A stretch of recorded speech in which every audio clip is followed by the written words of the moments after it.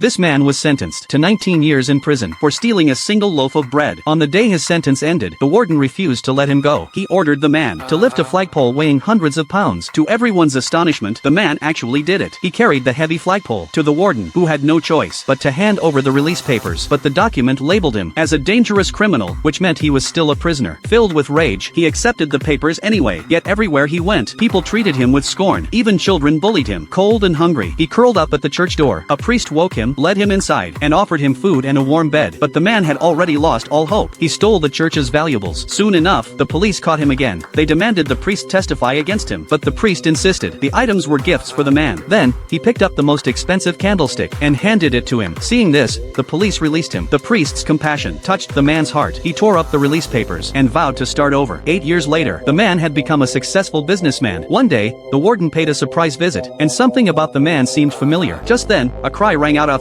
He ran downstairs and saw an old man trapped under a carriage. Without hesitation, he lifted it with all his strength. Witnessing this, the warden suspected this was the prisoner from all those years ago. Soon, he learned the real prisoner had been caught. The man felt a secret relief, even though it meant an innocent man might be framed. He revealed his true identity to the warden, begging for 3 days to arrange for his family. But in the warden's eyes, criminals were always liars. With no choice, the man jumped out the window, fleeing with his adopted daughter. The warden chased them, but the man carried the girl over a high wall. On the other side was a graveyard, and the keeper was the very old man he had once saved. Finally, he escaped, but the warden still refused to let him go.